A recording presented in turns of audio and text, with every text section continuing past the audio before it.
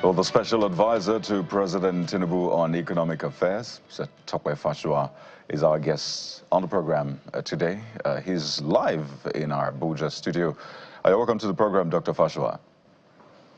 Yeah, thank you very much, and good morning. Good morning. Quite an engaging conversation we had with Mr. Sowore, whom I imagine he must have said hello to on his way out. And aside the post that he put up, he said quite a number of things. Yes, the president's statement acknowledged, well, the suffering that the policies, the twin policies have brought on compatriots, as the statement put it. And he went on to say, or at least the people who wrote the speech, according to Mr. Sowore, went on to say, well, we do not take your patience for granted. If you had seen Mr. Showore's post, where he said that a man who took 2 years to construct only 30 kilometers of a highway on his signature 700 kilometer is a failure. A man who met the other exchange rate at 400 and pushed it to 1.6 is a failure.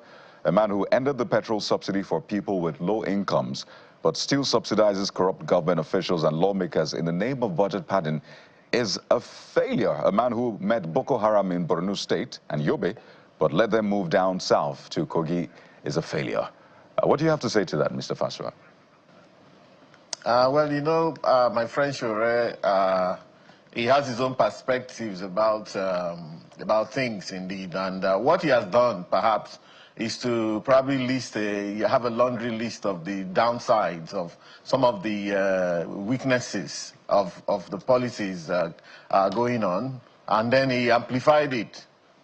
So you can focus on that, or you can also focus on the fact that a few things are working and that we've actually taken the right steps. Mr. President has taken the right steps by taking on those reforms. And like I keep repeating, those reforms are fundamental towards building a much better economy. And I think that the worst is over. I think the brunt has been borne.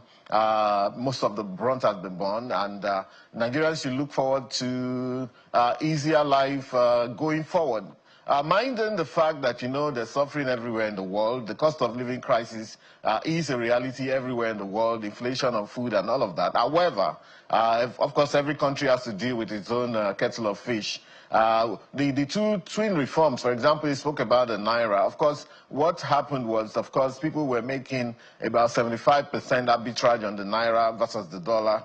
When Mr. President came, buying money at 450 in the central bank, offloading at 800 Naira in the open market. Today, many times the open market rate is even lower than the official rate, which is sometimes astonishing. But that happens because of the ease with which you can do transactions outside. That happens because of the ease with which you can do transactions outside the banking sector with our friends on the street. You know, so that's it. But Mr. President had to do that. Say, look, let's walk away from this and know exactly how much money this country. Of course, that led to the weakening of the Naira. But you can see that weakening of the Naira, the benefits of that showing up in the books of our states and local government, whose revenues have tripled, most of them, whether it was their internal revenue or the allocations they get from federal government, have tripled so far.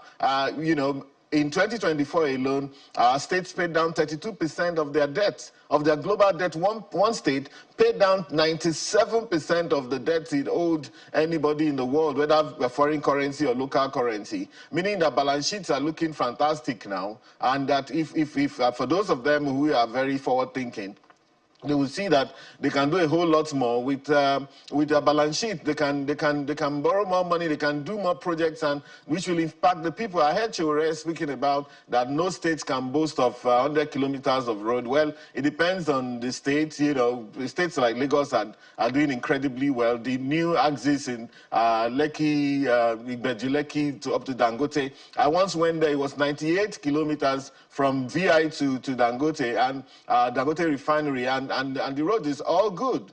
all good. I'm not sure we ran into any potholes there, and so on. So now is the time that we can actually benchmark many of our states and say, what can you do? Because they are not only getting a lot more money, their balance sheets are also freed up, are looking good. Nigeria has a better Fitch rating.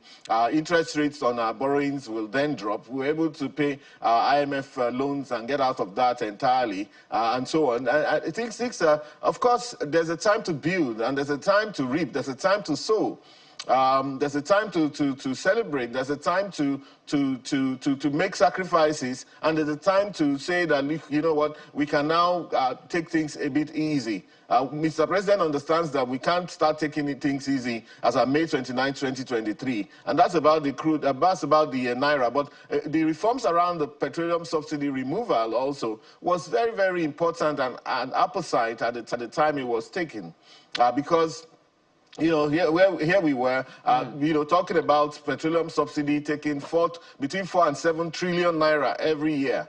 And many of those monies went into pockets of people that didn't do anything. They just showed up and they cashed out. A couple of them were jailed in the last few days. You know, I mean, that's a case that's been on since 2011, 2012. Of course, the judicial process is slow, but that's what it is. You know? So Mr. President said, you know what, we can't continue just dumping all the proceeds of crude oil in the Atlantic Ocean.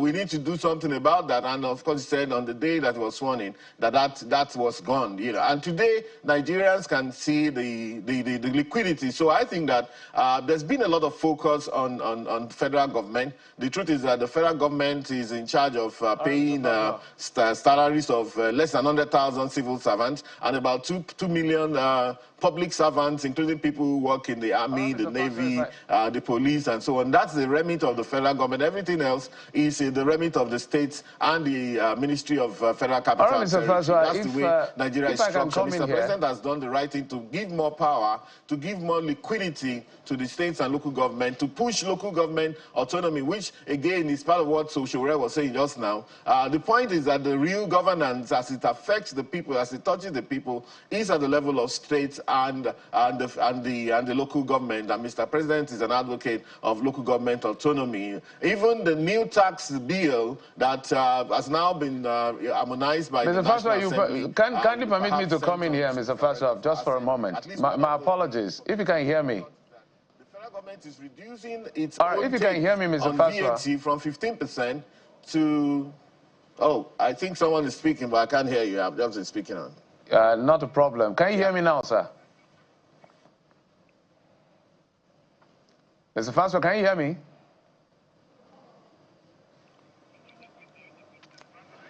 Yes, I can. Okay, fantastic. Yeah. Great points you've raised. Great points you've raised. And a few things that I don't think are debatable, we can acknowledge, is to the fact that the external reserve have done better, at least even the net, if you don't even look at the gross. Debt service to revenue has significantly come down to a manageable level where we have freed up funds. FAC allocation, we can see in Naira terms, has particularly increased tremendously. So we can look at all of this and maybe other achievements of the federal government under the leadership of President Bola Tinubu. Now, but there's something I have thought through, and I want you to give us a very honest response. Coincidentally, you're an economist, so you understand this technically. So, whatever we do, look at any economy in the world, any economy, whether it's a monarchy, whether it's a democracy, whatever form of government that is making progress, whether it's China, Qatar, Saudi Arabia, there are a few things that are in place. Else, no matter what we do with the orthodoxy from the monetary policy authorities and the liberalization of trade from the fiscal authorities such that we try to taper inflation in consonance with the monetary authority so that we can create employment and build this economy the way it should be for Nigerians and the people of the country. Production and productivity. What is going on there? Because until we start producing aggressively, I doubt we're going to go anywhere at the end of the day. What we look at as a trade balance in that sense, for me, is about devaluation and what it trickled down because it changes pattern of consumption ordinarily. On the other hand is aggressive anti-corruption. So go to any economy that is working, monarchy, communism, and all of that. Their own version of anti-corruption has to be rock solid. Rule of law. No matter what this president does, Mr. Fasua, put me on record. If these things are not sorted, no matter these bold reforms, I can tell you in 15 years, nothing will change. So is the government looking in that direction? Well, so you mentioned productivity, you mentioned rule of law, anti-corruption. I think anti-corruption and rule of law, they go together somehow, you know. Decide to separate them for a reason. The whole idea, yes, the whole idea is to say that the laws of the country are against corruption, the laws being enforced. Well, that's in the realm of the law enforcement. And of course, the thing I know about corruption is that every country is working towards zero corruption.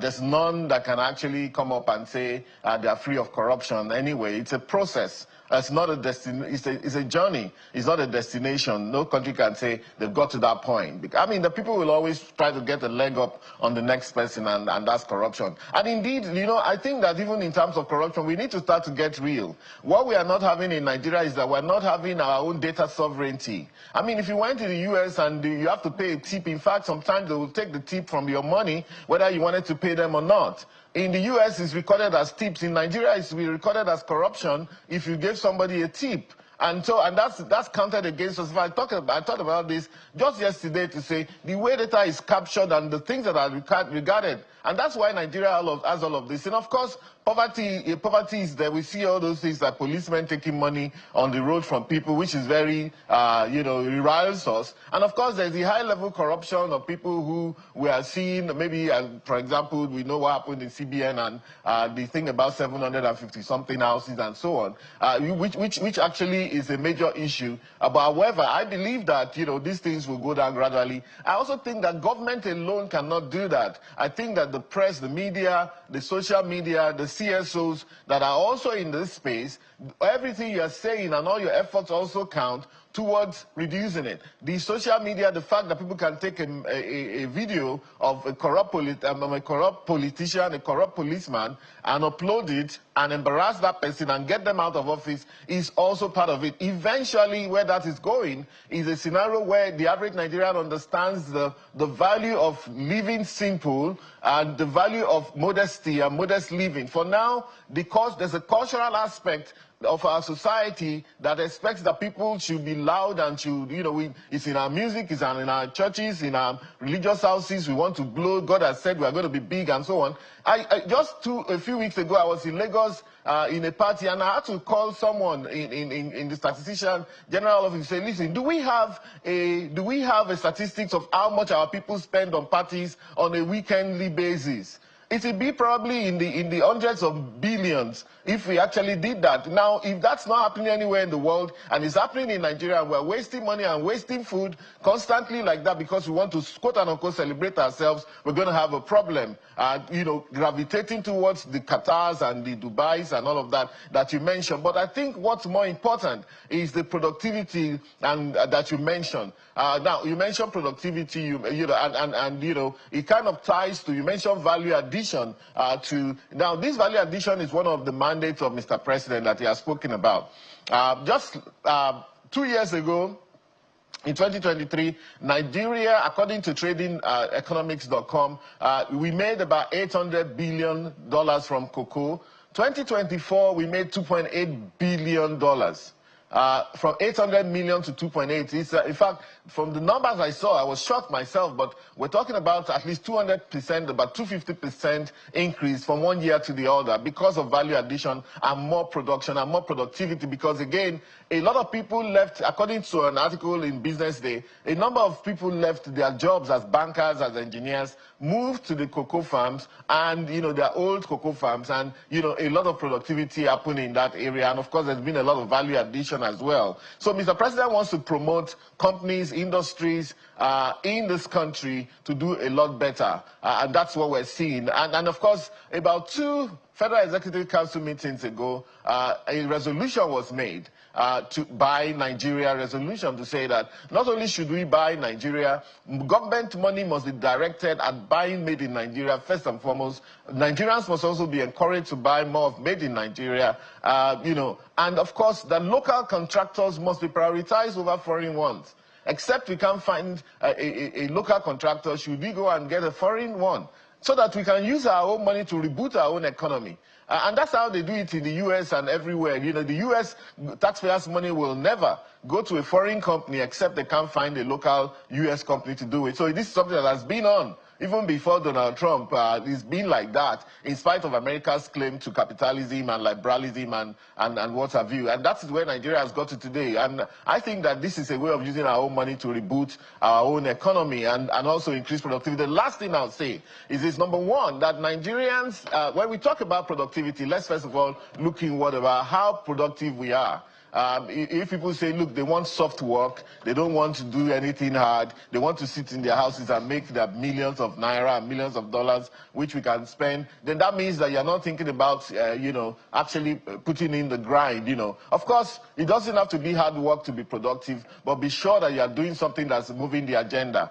If all you're doing is sitting down just criticizing, I'm not sure how productive that is. Create something. And Nigeria, you know, whether you're in the fashion space or the beauty space or in the advert space, whatever it is, make sure you're doing something. It's down to you. You know, the world economy has changed. Artificial intelligence is here now. They're redefining a lot of things for us. Secondly, and lastly, whatever money you make, the tendency for most Nigerians is to send their money abroad. Either you want to jump out of the country because you don't understand that the grass only looks greener on the other side. This is where it's at. This is where the opportunities are. You want to go, or you want to go and buy a building in London that after a while you will realize that the council taxes and the service charges are killing you and they have to take the houses from you. Let's use our money to build our country, and that is when we'll get the value addition and the productivity that you speak about. All right. Whether it's value addition or productivity, there are other factors, you know, that make it easy for the gains to make it easy or difficult for the gains, you know, to trickle down to the professionals in that space. But that's not where I'm headed, Dr. Fasua. Perhaps the most important yardstick for which the administration is being measured is inflationary pressures, which has really eroded the purchasing power parity in the country. You refer to the cost of living crisis being global, but there are some countries, some experts will say that that is not a very strong excuse, because there are some countries of the world where you go to year in, year out, and the prices of commodities are stable, so referring to it as being global may not necessarily reflect the truth. So the question would be, Dr. Fasua, how soon will the macroeconomic indicators that are being celebrated under this administration trickle down to the average Nigerian, such that they can begin to enjoy the gains of the reforms?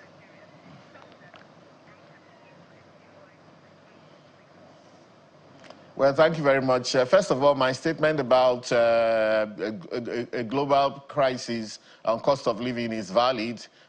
In the UK, in the US, in all of Europe, when inflation got to 11%, they're not used to that. They're used to inflation at 2%. Max 3%, but they got to 11% a couple of years back before tapering down, and it was 50 years high of inflation for them. They had inflation that they never had since the ending of Second World War. Of course, that's actually part of the problem from COVID, and of course we are suffering a longer tail, what they call longer tail in statistics, you know, a longer effect compared to these countries that are very experienced and have all the shock absorbers, you know, and the buffers to be able to bring down inflation much quicker. Right now, our inflation is at 23.71. You know, the projection that it'll go lower, the World Bank projects 22% average, okay, for this year, meaning that our projection to take inflation down to 15% by December of this year is very likely to hold, so that you can average it out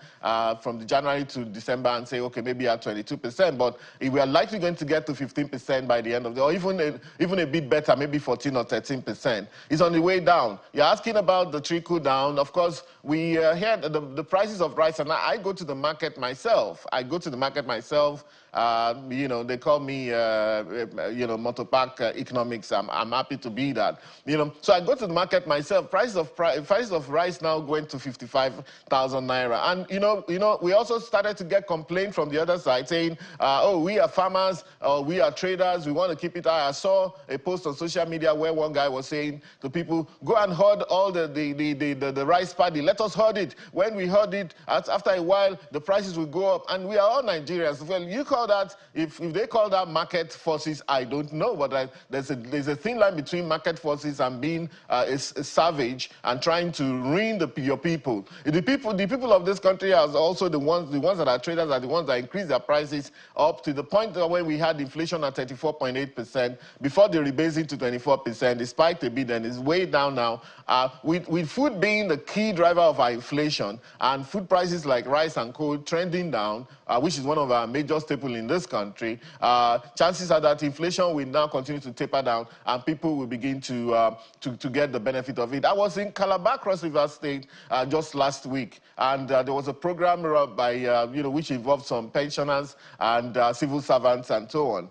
And I was shocked that for the first time I heard civil servants and pensioners saying that, oh, Mr. Governor, thank you very much. In fact, Mr. Governor wasn't even there. He couldn't make it for one reason or the other. But that for the first time, they're getting their benefits as and when due. Pensioners said some of their arrears, a lot of their arrears have now been paid because of the policy of Mr. President that has released a lot of liquidity to these state governments, that not only are they able to meet their immediate obligation, they have also paid down their debts and freed up their balance sheet for transaction. I think that we should be looking at an explosion of infrastructure, local infrastructure in all the states. And I think that we also should encourage our state governments, and perhaps your show should bring us some of the state governments to come and tell of the projects that they have in mind. And a few of them have actually started doing some of these major projects. Of course, people will then say, is it infrastructure we eat? Again, it's an unending thing. It's the cost you carry when you come to government that you probably will never be able to satisfy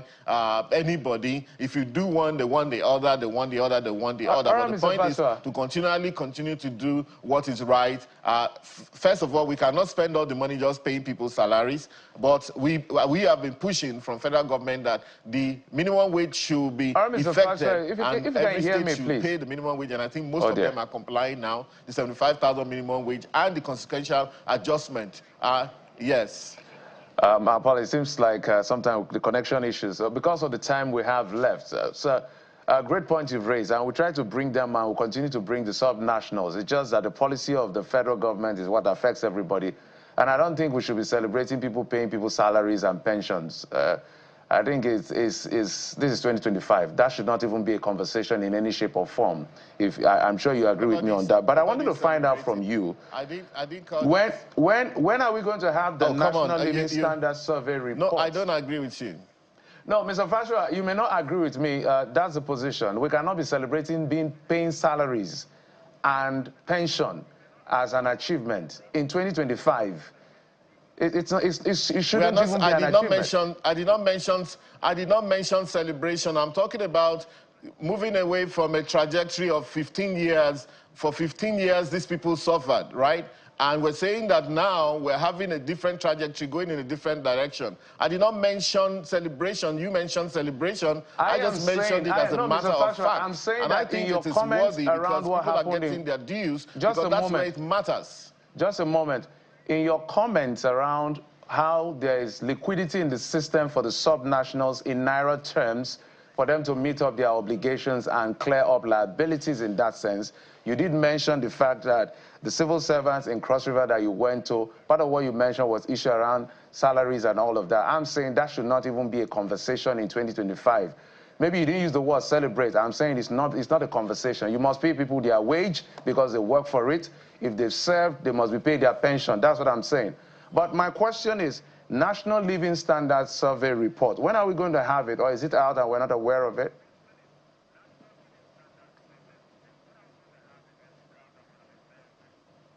Well, that's back to the Statistician General at the MBS. you know, we try to maintain an arm's length between government and the NBS, the National Bureau for Statistics. So I believe that they're working on that. Anytime imminently they will release that. Equally, they have worked on the GDP rebasing, which has been overdue for about almost six years now. By the end of this year, it'll be 6 years overdue. Because the last one was 2014, so by the time we're crossing over to 2026, that'll be 12 years on. I think that worries me more, that we should have our new GDP numbers and know exactly where we stand and be able to configure, you know, the development, even from the formal sector that has happened in this economy. For example, the real estate sector. Imagine the stock of real estate that has come on in this country in the last 10 years. A lot of that informal, even if you're able to capture the GDP from the very corporate ones, you know, the skyscrapers coming up in Lekki, in VI, all over Lagos there, even in Abuja here, in some other parts of Nigeria, Port Harcourt, even by Elsa and all of those places. If you're able to capture the GDP, what you can't capture are those houses that people build in the remote places in Ogun State, in Niger State here, in different places all over the country, houses that people build for 5 million, 10 million just to manage a place. They don't even take authority from government before they build. They just continue to build every day 20 blocks, 30 blocks, but it's money they are spending.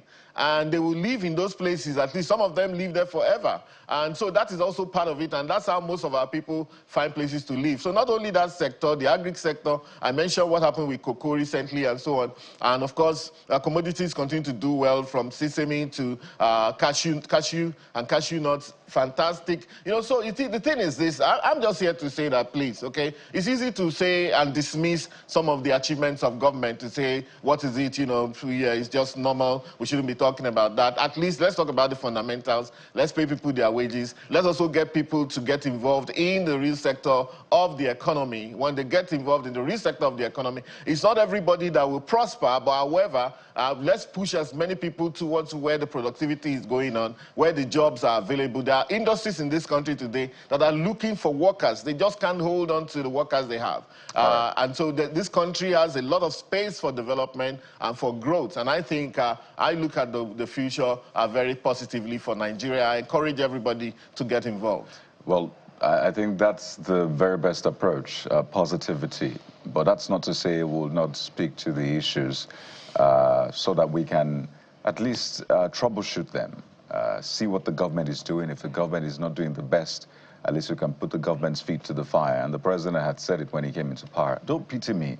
All right, so if you want to provide alternative ideas, absolutely, let's have it. And here goes the next question, and that's the challenge between the statistics you put out, or the challenge of the statistics you put out, and what the average Nigerian is feeling. And I mentioned earlier the president's statement acknowledging that pain. I recall when he was in Lagos, when his convoy was driving through, and you could hear the traders saying, "Ebing power" in Yoruba, which means we are hungry in English. So that is how a lot of people feel. So we can look at all of the statistics, but there is a lag, a major lag between the statistics in that sense and people feeling some of the statistics you reeled out. And I remember speaking to Ortega yesterday, reminding him what the president said, "Shena statistics, we go chop."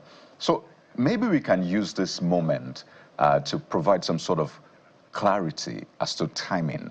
When you say that the major brunt has been borne, for how long, what period are you giving people that, okay, you know what, we've done this 2 years now, you felt the pain. In the next 6 months, you know what, in the next 3 months, you're going to start feeling the positive impact. When you say renewed hope, I want you to renew the hope of the people, but let's put a timeline to it.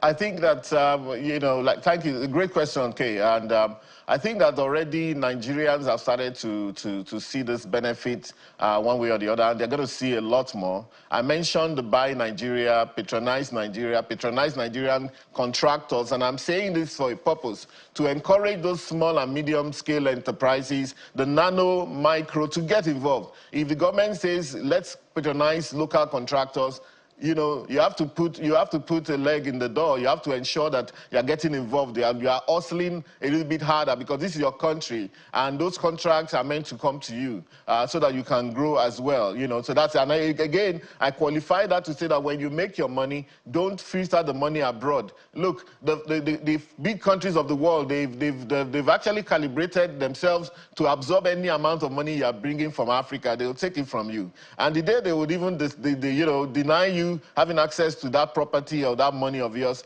they will do it unapologetically. Nothing will happen. And you realize that you've just been played, you know. So that's that. So already we're seeing that. Kay, I mentioned that the price of rice is going down and the price of many other staples, including vegetable oil and all of that, you know, those are gains that dovetail directly. I mentioned the fact that, you know, that now there's liquidity for the states. They're getting times three. And that's totally where the action is. That's where everybody lives in a local government. You are not answering my question. Government autonomy, and I appreciate that you want to lay the background. Pardon me, Dr. Fasua. I appreciate that you want to lay the background. But because of time, and because my question is also related to time, if you can get me, my question is specific. You know, when you set a goal, goals are meant to be smart. So they are specific, measurable, all of that. Time-bound. What is the timing you're giving Nigerians? You've gone through this pain for 2 years. In the next 3 months, in the next 6 months, in the next 2 years, you're going to start feeling the positives. Give us a timeline if you can, Mr. Fasua.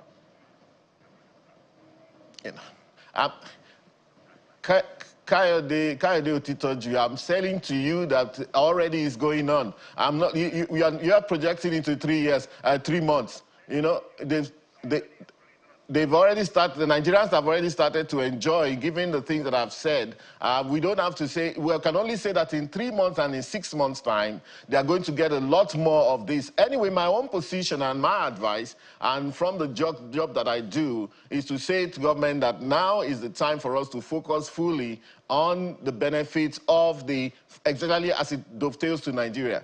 People have even said that, look, the policies have made corporate organizations richer. We see companies from banking to telecoms to manufacturing declaring major profits this year. Even the ones that made losses 2 years ago have been able to come back into profit. People are saying, yeah, that's what we want to see. Well, I would have thought that if telecoms and banking and manufacturing and all of these big companies are making good money and declaring, then that will mean that they are paying their staff more. The problem we also have is that those who are actually benefiting already are not speaking up. But you can't blame them. Anybody that's doing well does not also want people to bring attention to themselves. But I'm saying that, okay, the benefits are already trickling in. Inflation is going down already, and that should count for us. But if you want the future, well, I can't see the future, but I think that given the efforts of government and the reforms in the next 3 months, in the next 6 months, in the next 1 year, I can only see the graph going up this way as per the benefits for Nigeria, that it will continue to go up. But however, we live in a technology age. We also will ensure that we project those achievements and ensure that the man at the grassroots gets the benefit, including those who need cash transfers. We should be done better, because it's not everybody that can even work. Every country notices that not everybody will be able to work. They need cash. They need cash handouts from government, and that's being done using BVN, using NIN to ensure that those people get the money directly. We have to thank you so much. Of course, Nigerians are listening, so if they're enjoying it, they're going to give us feedback. But it's great to have this conversation with you, get a sense of what government is doing, the thinking of government. Dr. Tope Fasua is a special advisor to President Tinubu on economic affairs. Thank you so much for your time, and certainly wish you the very best.